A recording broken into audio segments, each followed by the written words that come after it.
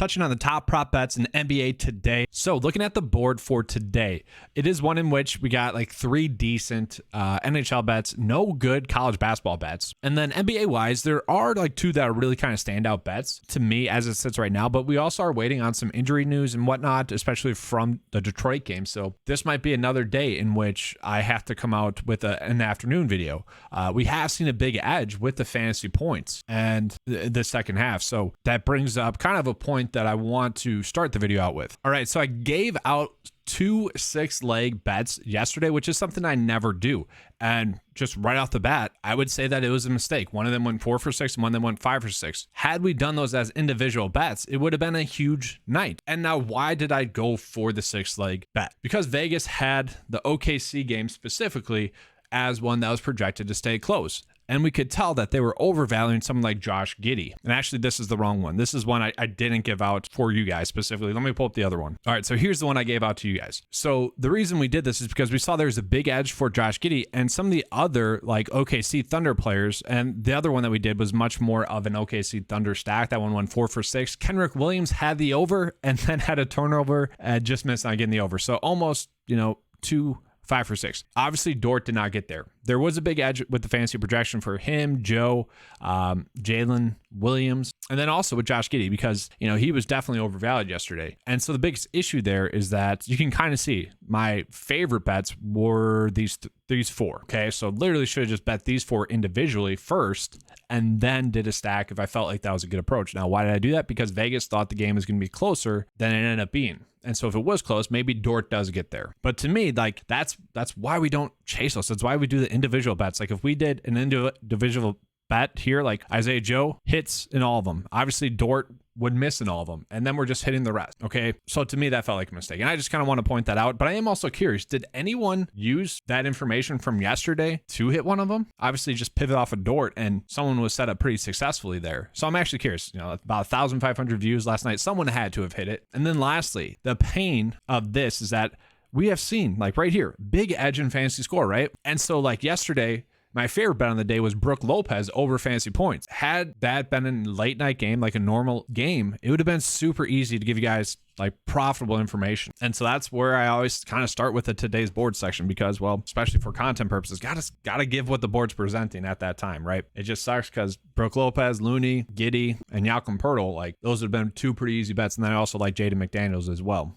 So just kind of want to call that out, especially because today's board isn't anything too crazy and talk about kind of the strategy there. Because if you make those individual bets, 2-leg bets there, profit. And even then, it's just like the Taco Tuesday stuff. Like if 50% of them hit, you're fine. So yesterday, the best NHL bet that we had did not hit. And that's kind of it, guys. Like I've been tracking the NHL bets and they have hit kind of at their expected average. And that's exactly why we're making the bets. Is literally just based off of the Vegas line and what they're expecting is going to hit. Now, night to night, day to day, they could miss, obviously like last night, but in the long term, we're seeing that average hold up based off of the numbers that we're targeting. So probably my favorite one for today would be the over here 2.5 shots on goal.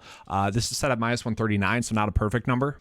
And we can see on DraftKings Sportsbook, they have it closer to -135. So, if you guys are someone that's trying to bet the numbers today, not a terrible one. Brady as well is another decent one that we're getting on average across the sportsbook. This is actually the best one that we're getting odds-wise, -142. We can see -130 on DraftKings Sportsbook. And then another one in which we are getting -140 odds currently. That's also available on DraftKings on PrizePicks would be this one for over 1.5 shots on goal, but we can see on DraftKings Sportsbook -135. Okay, so none of them feel like locks. I always feel the need to mention any good odd bets that we are getting because once again, in the long term, more times than not, they're going to hit. So the first and really great bet that we're going to get on today's slate is going to be Brandon Ingram over 24.5 points. And I want to call this out. Like the average sportsbook line currently has it set at 25.5 as the prop line. And they are also favoring at -127. So those are very good favorable numbers that we are getting there.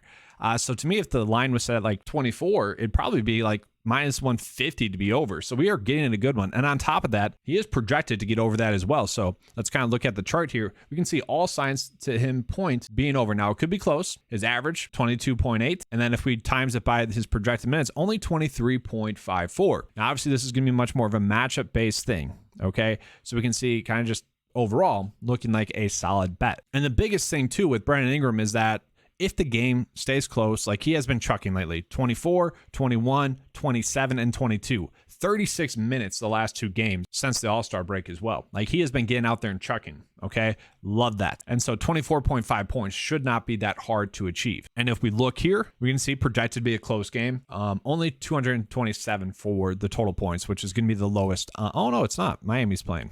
Second lowest on tonight's slate. But on paper, this is just the best bet that we're getting. It's actually one of the better bets that we've gotten in quite a while. So, if it doesn't hit, I'm kind of fine with it because, the projections say yes. Vegas lines are saying yes. His recent production is saying yes in terms of shot attempts and minutes. So yeah, this is the best one that we're getting today. So right now, I feel like we are going to get a pretty good edge on Mark Williams over points and rebounds. Okay. And so I just want to call out the props that we are getting with him, which I found kind of interesting. So I would have thought the points would actually be favored for the over. We can see the average sportsbook line actually has it set at 12.2. PrizePicks has it set at 12.5. But the sportsbooks are actually saying the under at 12.2 would be the move, which to me doesn't seem right. Like if you are someone that bets on sportsbooks as well, I would probably bet the over there. That'd probably be my best approach to go with. And why is that? Well, that's going to be because PJ Washington is currently doubtful. Okay, so if PJ Washington were to sit, that really just leaves Mark Williams and Nick Richards. And sure, Kai Jones might get some run, maybe, but it should be Mark Williams being productive. Okay. And so the issue with him is that we can't actually project him to get like over 30 minutes. That's the biggest worry. But with PJ Washington, most likely out, with Mason Plumlee no longer there, I think Mark Williams is going to be the best bet. And if we were to look at his per 36 numbers, they are massive. And once again, he's not going to get 36 minutes. It's going to be probably 30, but his per 36 numbers are 20.6 points, 14.3 rebounds. So really just going off. And he averages 47 fantasy points per 36 with those 2 bigs off the court. Obviously, Mason Plumlee traded and PJ Washington currently questionable, but expected to sit doubtful. So if we're looking at it, I would say this is the best prop bet that we are getting. Sorry, not that one. It's this one. Points and rebounds. So the sportsbooks do have it at 22.2, which is almost a full point projection higher. And if we do the math on what PrizePicks has it set at, this comes out to 22 total for points and rebounds. They have it set at 21.5. So we are getting a slight edge there if we just bet on points and rebounds instead of like one of the 2. And that is all stuff that's going to add up together. Now let's go ahead and look at the projections. And it's definitely an interesting projection. We can see there is some weird data going into it with the peaks and valleys in the data here because his average is pretty low because he wasn't getting that many minutes. Obviously averaged 16.39 points, projected to get 29 minutes. And so part of what I do with this one, it's prop line based off of Vegas line per minute. So pretty much just finding how Vegas is valuing like his per minute production pretty much, and then timesing it by his actual projected minutes. Most of the time, this is about the same. We can see a big difference there, though. Projected to really go off and have a good game. And so I would say part of this is actually going to be due to the fact that Detroit is going to be without a lot of bigs, okay? And the painful thing is that Isaiah Stewart, for us, who seemed like such a lock and load, and man, he might be tonight if we get a good prop on him again. He got injured in the third quarter with like 10 minutes left in the third quarter, only played 19 minutes. Okay. And so they're going to be without a bunch of their bigs. And so it should be easier for the Charlotte bigs to have a good day. And for what it's worth, I think we're going to get a good number on maybe Bagley or Wiseman. Bagley came in and played a ton of minutes simply because Stewart got injured. So could be an interesting one there as well. And so that's why, for the most part, I'm going to be waiting to see which props we get, especially in terms of fantasy points. And I'll show you guys the other NBA bets that we're getting. And so once again, I always like to go over this just in case you guys see an edge personally, okay? I just like to give you guys that information to be able to use it how you choose. So looking at the Vegas odds, they're giving Tobias Harris a minus 135 chance to get over 1.5 threes. Haven't projected to get 1.8, so a slight edge there. Nothing too crazy. Julius Randle over 8.5 rebounds. Haven't projected to get 9.2.